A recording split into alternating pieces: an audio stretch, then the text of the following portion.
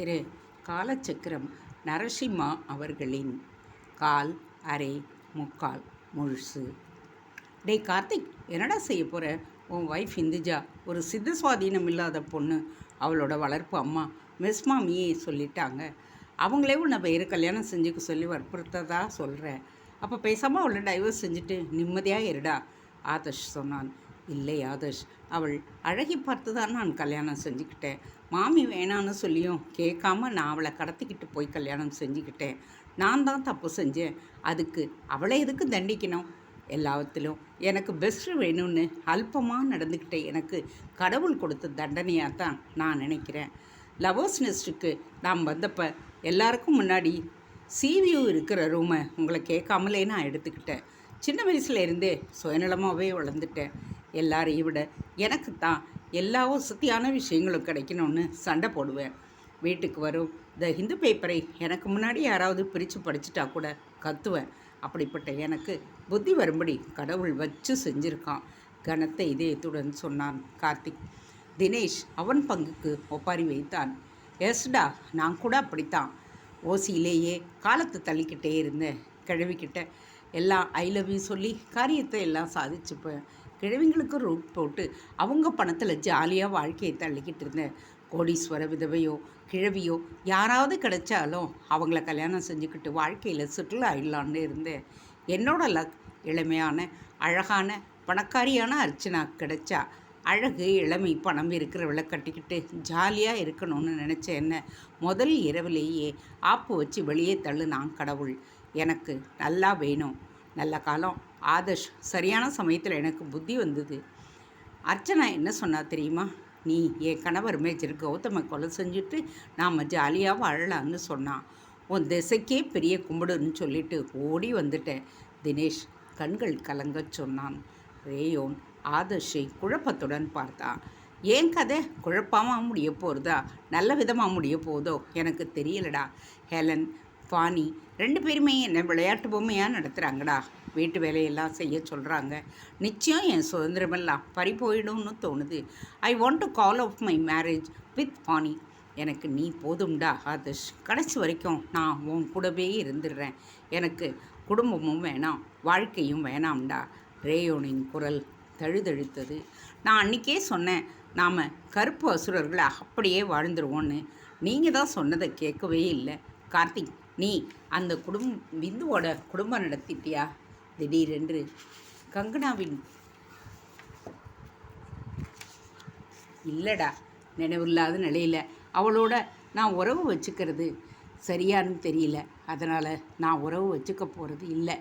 நல்ல காரியம் செஞ்ச. பேசாமல் அவளை டைவர்ஸ் பண்ணிவிடு. நீ தாலி கட்டினது சில பேருக்கு தான் தெரியும். அவள் தனக்கு கல்யாணம் ஆனதே தெரியாது. மாமியே அவள் பொறுப்பை எடுத்துக்கிடட்டும். நீ நடுவில் போனவன் நடுவுலையே வந்துரு. கார்த்திக், தினேஷ், ரேயோன் மற்றும் நான் தொடர்ந்து இப்படியே வாழ்ந்துருவோம். நாம் கடைசி காலம் வரைக்கும் இணை பிரியாமல் வாழ்வோம். நாம் சம்பாதிக்கிறத வச்சு கஷ்டப்படும் கணவன்மார்களுக்கு உதவி செய்யலாம். ஓகேயா? ஆதர்ஷ் சொல்லியபடியே தன் கையை நீட்ட தினேஷ் மற்றும் ரேயோன் அவர்கள் கைகளின் மீது தங்கள் கைகளை வைத்தனர்.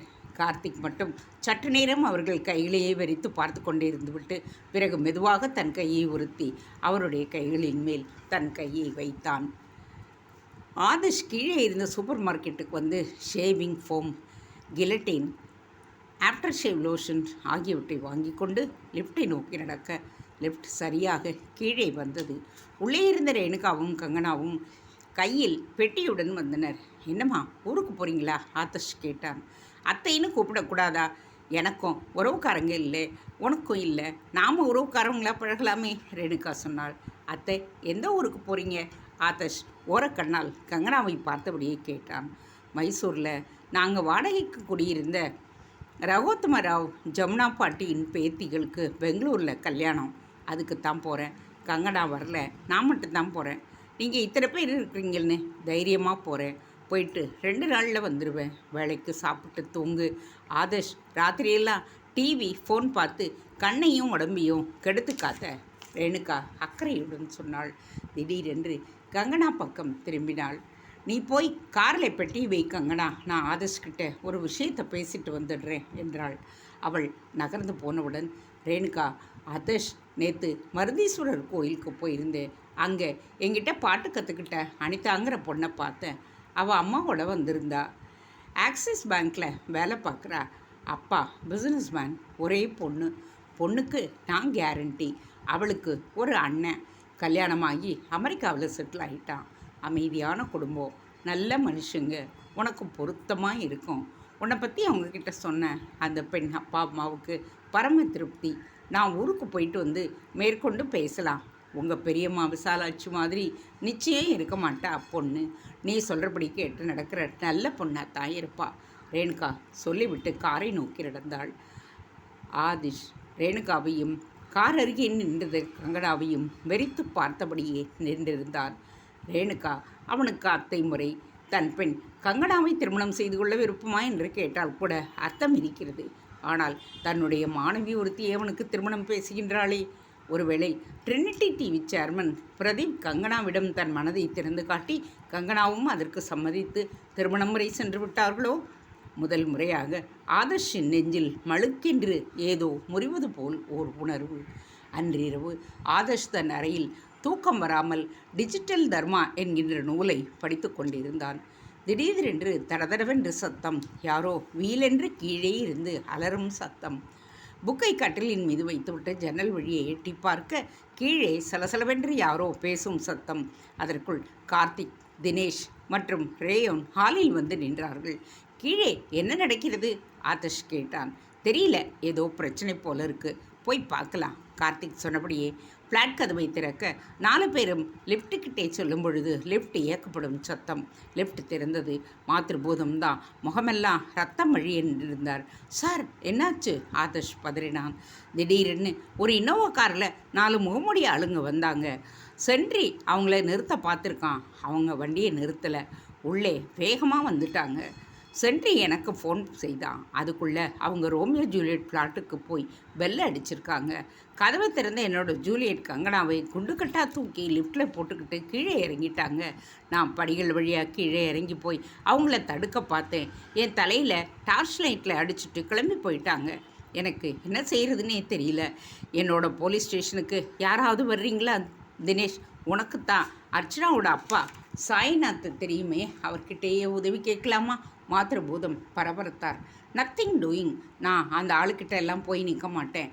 கங்கனா நம்ம கருப்போசுரர்களை நிறந்த எதிரி. அவளுக்கு எதுக்காக நாங்கள் ஹெல்ப் பண்ணோம்? எப்படியாவது போகட்டும். கங்கனாவுக்கு உதவி செய்தால் நம்ம ஆதர்ஷ்க்கு பிடிக்காது, தினேஷ் சொன்னான்.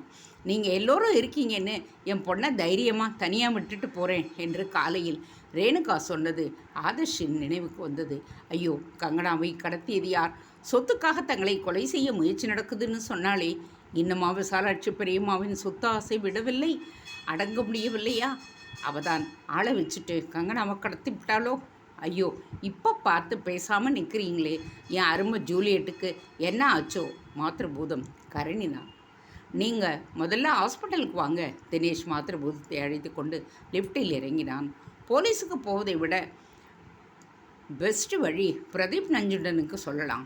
முதலமைச்சர்கிட்டேயே அவனுக்கு ஹாட்லைன் உண்டு என்றபடி ஆதர்ஷ் பிரதீப் நஞ்சுண்டனுக்கு அவசரமாக ஃபோன் செய்தான். பிரதீப் நஞ்சுண்டனிடமிருந்து ஆதர்ஷ்க்கு ஃபோன். ஆதர்ஷ் சரியான நேரத்தில் ஃபோன் செஞ்ச அந்த மர்ம கும்பல் கங்கனாவை தூக்கிட்டு கோவைக்கு போய்கிட்டு இருந்தாங்க. அவங்கள மதுராந்தகம் கிட்ட போலீஸ் மடக்கி பிடிச்சிட்டாங்க. கங்கனா நம்ம ஆஃபீஸ் ஹெல்த் சென்டரில் அட்மிட் செஞ்சுருக்கோம். அவளுக்கு ஒன்றும் இல்லை, கொஞ்சம் ஷாக்கில் இருக்கா. ஒன்று செய்யுங்க, நீங்கள் 4 பேரும் ஆஃபீஸுக்கு வந்துடுங்க, நான் அங்கே தான் இருக்கேன் என்றான். பிரதீப் ஆஃபீஸுக்கு வர சொல்கிறாருடா, ஆதர்ஷ் சொல்ல ஆதர்ஷின் காரில் அனைவரும் ஏறினர். தலையில் ரத்தம் படிந்த தலைப்பாகையுடன் ஓடி வந்தார் மாத்திருபூதம். நானும் வரேன், என்னால் என்னோட ஜூலியட்டை பார்க்காம இருக்க முடியாது. மாத்திருபூதம் வண்டியில் தொற்றிக்கொண்டார். எத்தனை பேர் தான் அந்த கங்கனாவுக்காக அழிவார்களோ? பிரதீப் நஞ்சுண்டன். மாத்திருபூதம் ஆதர்ஷுக்கு எரிச்சலாக வந்தது. ட்ரினிட்டி ஆஃபீஸ் ஹெல்த் சென்டரில் நுழைந்த பொழுது கங்கனா கட்டிலில் சோகமாக உட்கார்ந்திருந்தாள். ப்ளீஸ், என் அம்மா கிட்ட யாரும் ஒன்றும் சொல்லிடாதீங்க, ரொம்பவும் பதறி போயிடுவாங்க உங்கள். அதனால தான் சொல்கிறேன், அவங்கக்கிட்ட தயவு செய்து யாரும் இதை பற்றி சொல்லிடாதீங்க. கவலைப்படாதே கங்கனா, தான் தலைக்கு வந்தது தலைப்பாகையோடு போயிடுச்சு. நீ இனிமே தனியாக இருக்கக்கூடாது கங்கனா. நான் உனக்காக காத்துக்கிட்டு இருக்கேன். என்னோட லவர்ஸ் நெஸ்ட் உனக்காக காத்திருக்கு. அது மகாராணியா நீ ஆட்சி செய்யணும்னு தான் நான் ஆசைப்படுறேன். மாத்ருபூதம் சொல்ல அங்கே பலத்த சிரிப்பு வந்து விட்டது. சார், இதை பாருங்கள், நானும் கல்யாணம் செஞ்சுக்க முடிவு பண்ணிட்டேன். இனிமே இந்த மாதிரி என்னால் பயந்து பயந்து வாழ முடியாது கங்கனா சொன்னாள். கங்கனா, உங்ககிட்ட நான் தனியாக பேசணும் ஆதர்ஷ் சொல்ல அவன் நண்பர்கள் உட்பட அனைவருமே திகைத்தனர். கங்கனாவிடம் ஆதர்ஷ் தனியாக பேச வேண்டும் என்கின்றானே, அவளை பார்த்தாலே அருவறுப்புடன் நகர்ந்து போகின்றவன். அனைவரும் அறையை விட்டு வெளியேறியதும் ஆதர்ஷ் கங்கனாவை நிதானமாக பார்த்தான். கங்கனா, நம்ம சேர்மன் பிரதீப் உன் மேலே ரொம்ப ஆசையாக இருக்கிறார். நீ பேசாமல் அவரை கல்யாணம் செஞ்சுக்க. அவருக்கு ஊரில் நல்ல செல்வாக்கு இருக்குது, சிஎம் வரைக்கும் இன்ஃப்ளூயன்ஸும் இருக்குது. உனக்கு அவர் நல்ல பாதுகாப்பாக இருப்பார் ஆதர்ஷ் சொன்னான். நான் உங்ககிட்ட ஐ லவ் யூ சொன்னதாக ஞாபகம். அதை பற்றி நீங்கள் ஏதாவது முடிவெடுத்திருக்கீங்களா கங்கனா கேட்டாள். I am not marriage type Kangana. என் வாழ்க்கையில் கல்யாணத்துக்கே இடமில்லை. இப்போ என்னை பற்றி எனக்கு கவலை இல்லை, உன்னை பற்றி தான் கவலை. நீ பிரதீப் நஞ்சுனை கட்டிக்கிட்டு வாழ்க்கையில் செட்டில் ஆகுறது தான் முக்கியம் ஆதர்ஷ் சொன்னான். சொல்ல வந்ததை சொல்லிட்டீங்கல்ல, யூ மே கோ. என்னோட முடிவை என் அம்மா ஊர்லேருந்து வந்ததும் நான் சொல்லிக்கிறேன்.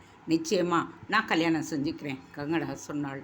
ஆதர்ஷ் வெளியே வந்ததும் அவனுடைய மனதில் ஏதோ ஒரு உறுத்தல். லவர்ஸ் நெஸ்ட் நுழைவாயில் பட்டு வேட்டி ஜிப்பா போட்டுக்கொண்டு மாத்ருபூதம் கையில் ஒரு 10,000 வாலாவுடன் தன் ஃப்ளாட்டில் இருந்து வந்தார். லிஃப்டில் இறங்கி கீழே போனவர் லவர்ஸ் நெஸ்ட் கார் பார்க்கர் அருகே 10,000 வாலாவை திரியை நிமிண்டிவிட்டு கீழே வைத்து கம்பி மத்தாப்பினால் அதை கொளுத்தினார்.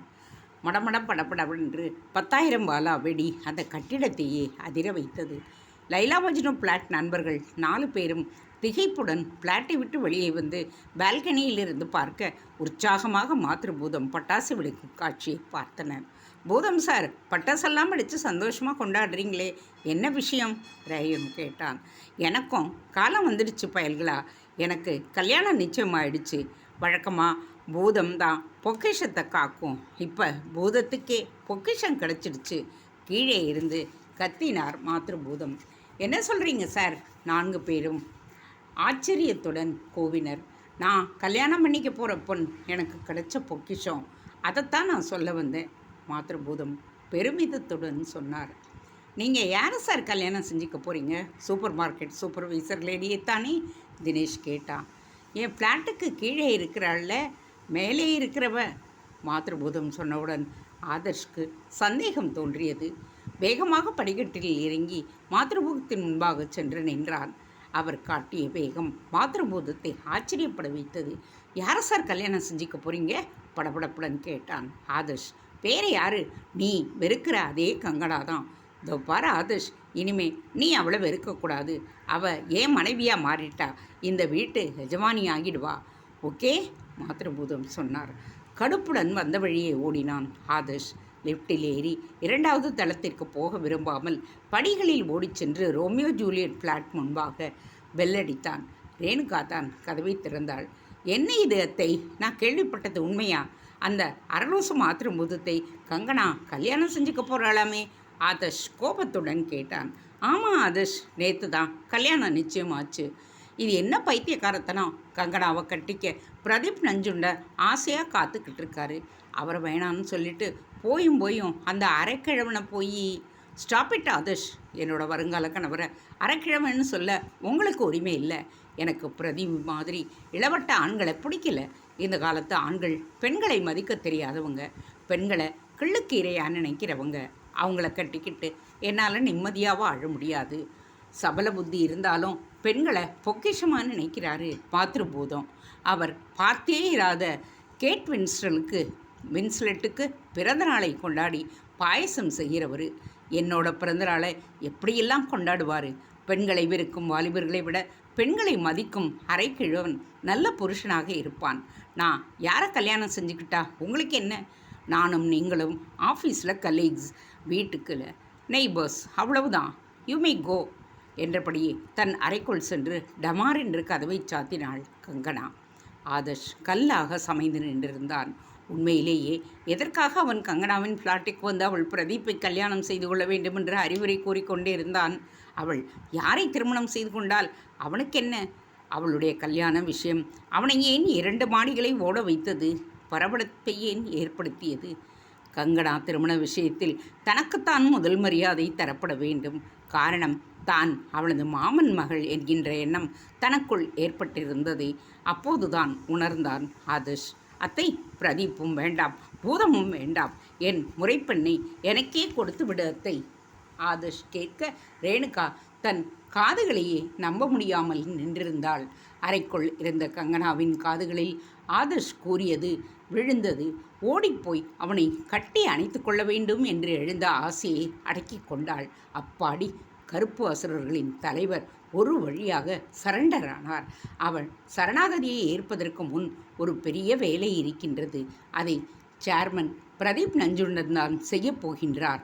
அதுவரையில் அவள் காத்திருக்க வேண்டும். Emergency meeting summoned. Rush to office conference room. பிரதீப்பிடமிருந்து ஆதர்ஷ், கார்த்திக், தினேஷ் மற்றும் ரேயோனுக்கு வாட்ஸ்அப் மெசேஜ் வந்திருந்தது. அவசரமாக சாப்பிட்டுவிட்டு போகலாம் என்று மாமி மெஸ்ஸுக்கு சென்றாள். மாமியின் மெஸ் பூட்டி இருந்தது. கடையை மூடிட்டாங்க. அந்த மாமி பொண்ணை அழிச்சுக்கிட்டு ஊர் பக்கம் போயிட்டாங்க என்றான் பக்கத்து ஜெராக்ஸ் கடைக்காரன். கார்த்திக்கின் மனதில் ஒரு சோகமான சுழற்சி. அப்படியானால் இனிமேல் இந்துவின் அழகை பார்க்கவே முடியாதா? ரத்னா கேப் சென்று சாம்பார் இட்லியை ஆர்டர் செய்துவிட்டு அவசரமாக சாப்பிட்டுவிட்டு ட்ரினிட்டி டிவி ஆஃபீஸுக்கு விரைந்தனர் 4 கான்ஃபரன்ஸ் ரூமில் நிறைய சேர்கள் போடப்பட்டு இருந்தது. பிரதீப் மட்டும் தனியாக அவர்களுக்காக காத்திருந்தான். எது விஷயமா இந்த மீட்டிங் பிரதீப்? எமர்ஜென்சின்னு சொல்லியிருக்கேன், ஆதர்ஷ் கேட்டான். ஆம், எமர்ஜென்சி தான்.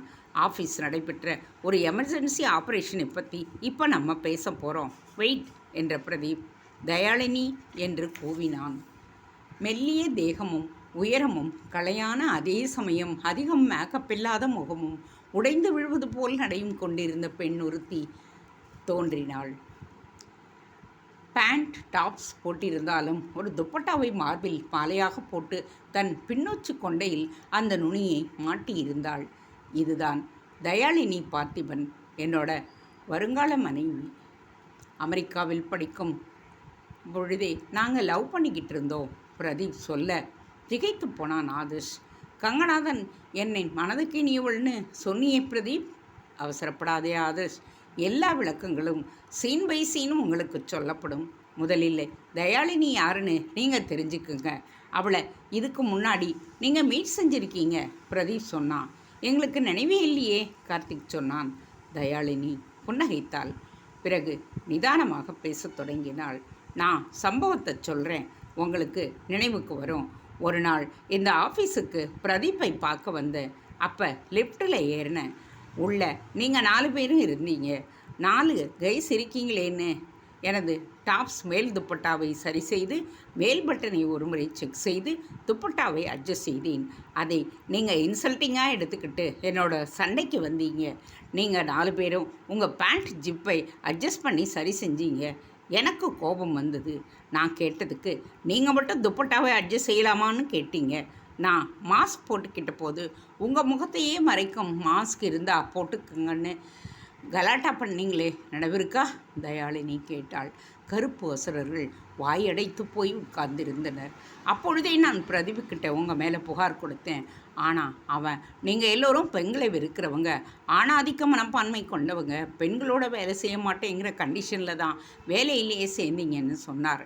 எனக்கு ரொம்ப ஆச்சரியமாக இருந்தது. உங்களோட அந்த எண்ணம் மோசமானது. அந்த எண்ணம் கொண்டவங்க நம்ம ஆஃபீஸ்லேயே இருக்கக்கூடாதுன்னு நான் பிரதீப் கிட்ட சொன்னேன். ஆனால் அவரோ நீங்கள் 4 பேரும் திறமையானவங்க, யுரேனஸ் டிவியை தோற்கடிக்க உங்கள் திறமையும் தயமும் அவசியம்னு சொன்னான். உங்கள் ஆஃபீஸ் வருங்கால முதலாளி மனைவி என்கின்ற உரிமையில் உங்கள் 4 பேருக்கும் கவுன்சிலிங் கொடுக்கலான்னு நான் தீர்மானித்தேன். பிரதீப் கிட்ட சொன்னேன். அதுக்கு கங்கனா கிட்ட ஹெல்ப் வாங்கிக்கன்னு பிரதீப் சொன்னான்.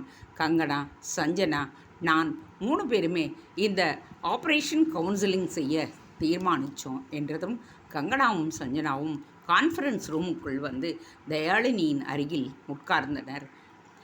எல்லா தி பெஸ்ட்டும் தனக்குத்தான் கிடைக்கணும் என்று வரப்போகிற மனைவி ஐஸ்வர்யா ராயை விட அழகாக இருக்கணும்னு ஒரு கேரக்டர். விதவையோ கிழவியோ கோடீஸ்வரியாக இருக்கணும், என்ன சோறு போட்டு கண் கலங்காமல் காப்பாற்றணும்னு ஓசியிலேயே காலம் தள்ளுகின்ற ஒரு கேரக்டர். பெண்ணொருச்சி கிடச்சா போதும், சித்தியாக இல்லாமல் மனைவியாக வந்தால் போதும்னு ஒரு கேரக்டர். பெண் வாடையே ஆகாத ஒரு கேரக்டர்னு 4 கேரக்டரையும் ஸ்டடி பண்ணினோம். ஆக கால், அரை, முக்கால், முழுசு என்று 4 ஆணாதிக்க கேரக்டர்கள். அவர்களை கவுன்சிலிங் செய்யணும்னு தீர்மானித்தோம். நான் அமெரிக்காவில் தியேட்டர் படித்தவ, இங்கே சென்னையில் ஒரு பெரிய தியேட்டர் குரூப் வச்சுருக்கேன். ஸோ உங்களை கவுன்சிலிங் செய்ய ஆளுக்கு ஒரு நாடகத்தை அரங்கேற்றினோம் என்ற தயாளினி யூ கண்டினியூ என்று கங்கனாவை பார்த்தாள். தனது தொண்டையை செருமிக்கொண்டு கங்கனா பேசத் தொடங்கினாள். என்ன நோக்கம், நீங்கள் பெண்கிட்டே இருக்கிற பகைமையை மறந்து சாதாரணமாக எல்லார்கிட்டேயும் இனிமையாக பழகணுங்கிறது தான். அதனால் அந்தந்த கேரக்டருக்கு பொருத்தமாக ஒரு நாடகத்தை அரங்கேற்றினோம். இந்த நாடகத்தை கதை வசனம் எழுதியது நான் தான். இதன் தயாரிப்பாளர் HR சஞ்சனா. இந்த நாடகத்தை டைரக்டர் செய்தது Dhayalini. Orders actors please come என்று கங்கனா சொன்னதும் மிஸ் மாமி, இந்து, அல்லுடு மற்றும் ஜஸ்டிஸ் ராம்சுந்தர் வந்து கைகூப்பினர். கங்கனா தொடர்ந்தாள். நாங்கள் அரங்கேற்றிய முதல் நாடகம் மிஸ் மாமியும் பேரழகி இந்துவும். இதில் மிஸ் மாமியாக நடித்தது எங்கள் தியேட்டர் மெம்பர் அம்புஜம் அனந்தராமன். இந்துவாக நடித்தது ஜேர்னலிஸ்ட் ஜனனி. அல்லுடுவாக நடித்தது குப்புசாமி மற்றும் பிரதீப் பார்ட்டியில் ஜஸ்டிஸ் ராம்சுந்தரா நடித்தது பாடகர் ராம்சுந்தர். இந்து பைத்தியம் அல்ல, மிஸ் மாமி மிஸ் நடத்தவும் இல்லை, எல்லாமே எங்கள் நாடகம்தான். இந்த நாடகத்தில் எங்களுக்கு உதவி செய்தது அட்டெண்டர் பஞ்சு. அவன்தான் உங்களை மிஸ்ஸுக்கு அழைச்சிக்கிட்டு வந்தவன். எங்களோட அடுத்த நாடகம் போலீஸ் டெப்டி கமிஷனர் சாய்நாத் மற்றும் அவருடைய விதவை மகள் அர்ச்சனா கேரக்டர்ஸ். ப்ளீஸ் கம் என்று கங்கனா சொன்னதும் சாய்நாத், அர்ச்சனா, மேஜர் கௌதம் மூவரும் வந்தனர். Sainath bakery owner Thanikachalam, Archana Vasu Bharatanatyam dancer, லாவண்யாவும் மேஜர் கௌதமாக ஃபிசியோதெரபிஸ்ட் அர்ஜுனும் நடித்தாங்க. சாய்நாத்தின் நிஜமாகவே ஒரு டெப்டி கமிஷனர் இருந்தால் அவர் பெயரையே எங்கள் நாடகத்துக்கு யூஸ் செஞ்சுக்கிட்டோம். எங்களுடைய அடுத்த நாடகம் ஹெலன் ஃபானி. பெண் ஊழியர்கள் எவ்வளவோ, அவர்கள் ரேவமா ஸ்டார்ஸ். ப்ளீஸ் கம் சரியான சமயத்தில் தங்கபாண்டியன் ரேயோனை தேடி ஆஃபீஸ்க்கு வர அவரையும் எங்கள் நாடகத்திடம் பயன்படுத்தி கொண்டோம். ஆக நடந்தது எல்லாமே நாடகம்தான். பெண் ஊழியர்கள் எவ்வளவோ முக்கியம், வாழ்க்கையில் பெண்கள் எவ்வளவோ முக்கியம்னு உங்களுக்கு புரிய வைக்கத்தான் இந்த கவுன்சிலிங்கே. நாங்கள் செய்த கவுன்சிலிங்கை ஒரு நாடக வடிவத்தில் செய்தோம், அவ்வளவுதான். 4 ஏஞ்சல்ஸ், அதாவது வெள்ளை தெய்வதைகள் என்கின்ற பெயரில் ஆப்ரேட் செய்ததும் நாங்கள் தான். கருப்பு அசுரர்களை திருத்த எங்கள் ஆப்ரேஷனுடைய பெயர் வெள்ளை தேவதைகள்னு வச்சுக்கிட்டோம். பிரதீப் பேசத் தொடங்கினான். ஃப்ரெண்ட்ஸ், நடந்தது எல்லாம் ட்ராமா. நான் கங்கனாவை லைவ் செய்கிறதா சொன்னதோ மாத்திரும் புதும் அவளுக்கு கல்யாணம் நிச்சயமானது எல்லாமே அந்த நாடகத்தில் இருந்த ஒரு காட்சி தான். உங்கள் கல்யாணம் எல்லாமே ட்ராமா கல்யாணம்தான். நீங்கள் எல்லோருமே கட்டை பிரம்மச்சாரிகள். இனிமேல் நீங்கள் கல்யாணம் செஞ்சுக்கிறதும் செஞ்சுக்காமல் இருக்கிறதும் உங்கள் இஷ்டம். எங்களோட குறிக்கோள் பெண்கள் வாழ்க்கைக்கு எவ்வளவோ தேவை என்கிறதை உங்களுக்கு உணர்த்தணும். அப்பா அம்மாவுக்கு திதியே செய்யாத ஆதர்ஷ் முதல் முறையாக திதி செஞ்சதுக்கு ஒரு பெண் தான் காரணம். அதை ஆதர்ஷ் உணர்ந்திருப்பான்னு நம்புகிறேன். பிரதீஷ் சொன்னான். உங்களை அழ வச்சு சந்தோஷம் எனக்கு. சஞ்சனா ரேயோனையும் தினேஷையும் பார்த்து சொன்னாள். மிஸ்டர் கார்த்திக்கிடம் நான் ஒன்று சொல்ல விரும்புகிறேன். இந்துவாக நடித்த ஜனனி எழுந்து நின்றாள். கார்த்திக் அவளை வியப்புடன் பார்த்தான். நீங்கள் எனக்கு தாலி கட்டி நான் உங்கள் மனைவியாக நடித்த போது கூட உங்கள் மேலே எனக்கு பிடிப்பு வரல. ஆனால் கடைசியில் மாமிக்கிட்ட எனக்கு துரோகம் செய்ய மாட்டேன், பைத்தியக்கார மனைவிக்கு நினைவு வரும் வரையில் நான் அவகிட்ட உறவு வச்சுக்க மாட்டேன்னு சொன்னீங்க பாருங்க. அப்போ நிஜமாவே உங்களை நான் லவ் பண்ண ஆரம்பிச்சிட்டேன். நான் ஒரு journalist. I think I love you and wish to marry you. Janani சொன்னதும் கார்த்திக் எழுந்து நின்றான். இந்துவாக ஜனனி நடித்தது வேணும்னா நாடகமாக இருக்கலாம். ஆனால் அவள் அழகு நாடகம் இல்லை, நிஜம்தான். ஆக நான் தான் ஜெயிச்சேன். ஜனனியை கல்யாணம் செஞ்சுக்க நான் தயார். ஆனால் அவங்கள நான் இந்துன்னு தான் கூப்பிடுவேன். ஓகே மிஸ் மாமி என்று சொல்ல ஆடிட்டோரியம் கலகலத்தது. அர்ச்சனாவாக நடித்த லாவண்யா எழுந்தாள். ஏன் என் ஆள் கூட தான் ஜென்டில்மேன் மேஜர் கௌதமை கொலை செய்துட்டு வா, நாம் ஜாலியாக இருக்கலான்னு சொன்னேன். அவர் சகவாசமே வேண்டான்னு சொல்லிட்டு போயிட்டார். அந்த நல்ல மனிதரை நானும் கோட்டை விட விரும்பவில்லை. Will you marry me Dinesh? அர்ச்சனாவாக நடித்த லாவண்யா கேட்டாள். நான் ரெடி, ஆனால் திருப்பி முதலிரவன்னிக்கு கதவு தட்டி அடித்து வரட்டிடக்கூடாது. ஓகேயா? தினேஷ் கேட்க மீண்டும் ஆடிட்டோரியம் சிரிப்பால் அதிர்ந்தது. ரேயோன், நான் பாணியை கட்டிக்க ரெடி. எழுந்து நின்று இரு கைகளையும் வீசி ஆட்டினான் ரேயோன். பறக்காத மேன், செஞ்சு வைக்கிறோம் என்றான் ஹெலனாக நடித்த வத்சலா அப்ரஹாம். அனைவரின் பார்வையும் ஆதர்ஷின் மீது விழுந்தது. கவுன்சிலிங் என்ற பெயரில் என் நண்பர்களை ஆட்டி வச்சிருக்கீங்க. அவங்களும் உங்ககிட்ட நல்லாவே ஏமாந்துட்டாங்க. என்னோட கேள்வி மிஸ் கங்கனாவுக்கு, என் நண்பர்களை ஏமாற்ற நாடகம் எழுதின மாதிரி எனக்கும் நாடகம் எழுதினீங்களா? ரேணுகா அத்தை சொத்து, கொலை முயற்சி எல்லாமே? இல்லை இல்லை, உங்களுக்காக நாடகம் எதுவும் எழுதவில்லை. உண்மையிலேயே எங்கள் அம்மா உங்களுக்கு அத்தை முறைதான். நீங்கள் என்னுடைய மாமா பையன்னு தெரிஞ்சுதான் நான் உங்களை லவ் செய்ய ஆரம்பித்ததே. தயவுசெய்து அப்படி நீங்கள் நினச்சிட வேண்டாம். முதலாக நீங்கள் வேலையிலே ஜாயின் பண்ண வந்து லவ்வர்ஸ் நெஸ்ட்டுக்கு வந்த பொழுது உங்களை பார்த்த உடனேயே உங்களை லவ் செய்ய ஆரம்பிச்சிட்டேன். நம்ம கதையிலே மட்டும் நாடகம் இல்லை. ஆனால் பிரதீப் கடைசியில் கிளைமாக்ஸை மாற்றி என்னை யாரோ கடத்திக்கிட்டு போகிற மாதிரி செய்து சினிமா கதை போல் மாற்றிட்டார். பாவம் மாத்ருபூதம் அங்கிள் தலையில் ரெட் இங்கு கொட்டிக்கிட்டு நடித்தார். மாத்ருபூதம் சொன்னார், நான் ப்ளூ இங்கில் பல தடவை லவ் லெட்டர் எழுதியிருக்கேன். அப்போ எனக்கு எல்லாம் ஜோடி கிடைக்கல. அட்லீஸ்ட் தலையில் ரெட் இங்கு கொட்டிக்கிட்டதால் இப்போ நீயும் ஆதர்ஷும் ஒன்றா சேர்ந்துருக்கீங்க. பிரதீப் எழுந்து நின்றார். பிரதீப் தயாளினி, ஆதர்ஷ் கங்கனா, கார்த்திக் ஜனனி, தினேஷ் லாவண்யா, ரேயோன் ஃபானி கல்யாணம் நம்ம ட்ரினிட்டி டிவி ஆடிட்டோரியத்தில் விமர்சையாக நடக்கும். ஆஃபீஸே எல்லா செலவுகளையும் ஏற்பாடுகளையும் செய்யும். பிரதீப் அறிவித்ததும் பலத்த கரகோஷம் எழுந்தது. லவோஸ்னஸ் கட்டிடத்தின் வாசலில் மாத்ருபூதம் பட்டு வேட்டியுடன் ஜிப்பாவுடன் நின்றிருந்தார். புதிதாக திருமணமான ஜோடிகள் காரில் ஏறுவதற்கு தயாராக வந்தனர். ஆதர்ஷ் மாத்ருபூதத்தின் கையை பற்றி குலுக்கினான். சார், உங்கள் ஃப்ளாட்டுக்கு குடிவரச்சு அனாதையாக வந்து இப்போ மனைவி, அத்தை, உறவுகள், நண்பர்களோடு திரும்பி போகிறேன். உங்கள் லவர்ஸ் நெஸ்டையும் லைலா மஜ்னு ஃப்ளாட்டையும் என்னால் மறக்கவே முடியாது. அது சரி, நாங்கள் கிளம்பி போன உடனே என்ன செய்ய போகிறீங்க? ஆதர்ஷ் கேட்க மாத்ருபூதம் தோள்களை குலுக்கினார். இது என்ன பிரமாதம்? புதிதாக கல்யாணம் ஆகாத ஐடி பெண்களுக்கு வாடகைக்கு இடம் கொடுத்து அவர்களுக்குள்ள காதல் கலகம் செய்து என் பொழுதை கழிச்சுக்கிட்டே இருப்பேன். புதிய ஜோடிகள், புதிய வம்புகள். மாத்ருபூதம் சொல்ல ஒரே கலகல சிரிப்பு. சார், நான் ஈசிஆரில் கடலை பார்த்த பங்களா வாங்கிட்டேன். நீங்கள் எப்போ வேண்டுமானாலும் அங்கே வரலாம். கார்த்திக் சொன்னான். எங்கள் வீட்டுக்கும் வாங்க சார். நான் கொடைக்கானலில் தான் வீடு வாங்கியிருக்கேன். அங்கேருந்து நம்ம ட்ரினிட்டி வேலைகளை கவனிக்க போகிறேன். தினேஷ் சொன்னான். சார், திருநெல்வேலிக்கு வந்தால் எங்கள் வீட்டுக்கு வாங்க. நான் கிராஃபிக் டிசைனர் ஸ்டுடியோ ஆரம்பிக்க போகிறேன். பிரதீப் சார் எனக்கு ப்ராஜெக்ட்ஸ் தரேன்னு சொல்லியிருக்கார். ரேயோன் சொன்னான். கோயம்புத்தூரில் எனக்கு அரண்மனை மாதிரி பங்களா இருக்குது சார். நீங்கள் உங்கள் காதலிகளோடு வந்து தங்கலாம். உங்கள் லவர்ஸ் நெஸ்ட் போல் கலகலன்னு இல்லைனாலும் அமைதியாக வாழலாம். ஆதர்ஷ் சொன்னான்.